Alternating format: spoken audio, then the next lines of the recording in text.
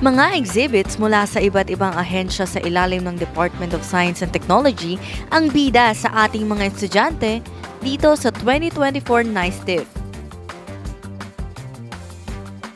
Pagpasok ng venue, syempre, kailangan munang mag-register ng ating mga participants. At para sa guided tour, maaaring kumuha ng guide map sa ating information booth.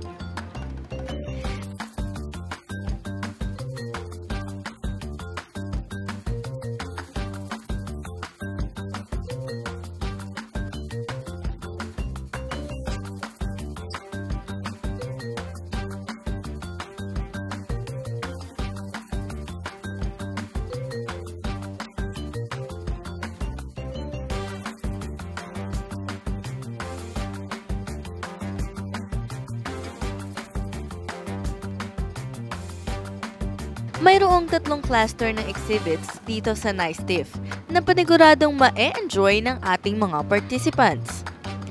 Ang opportunities for youth, providing solutions for quality education, at providing solutions for economic growth.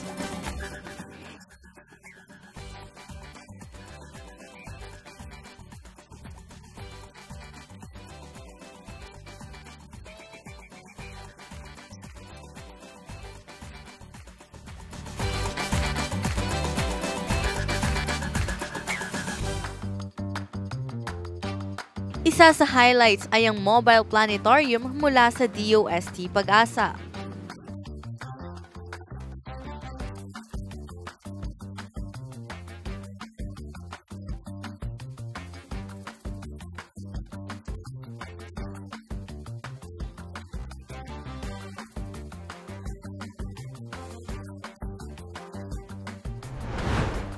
Kitang-kita naman sa haba ng pila kung gaano ka-interesado ang mga estudyante na matuto.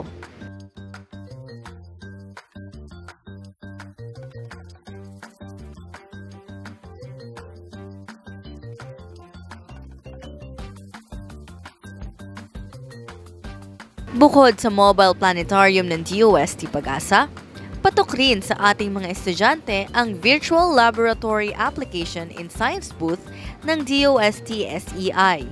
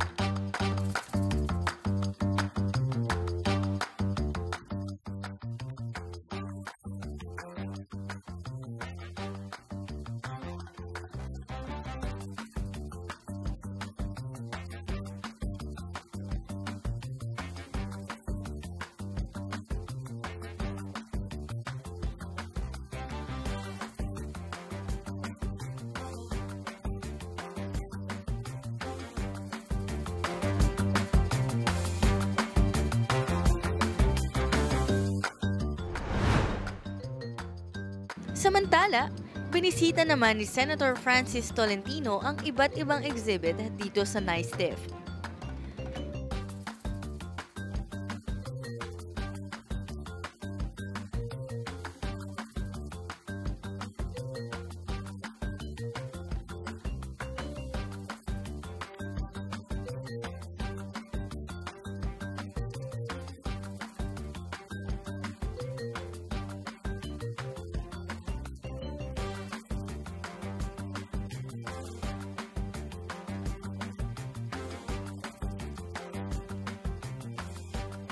Kilala si Senator Tolentino bilang isa sa mga senador na nangunguna sa pagsulong ng agham, teknolohiya at inobasyon sa bansa.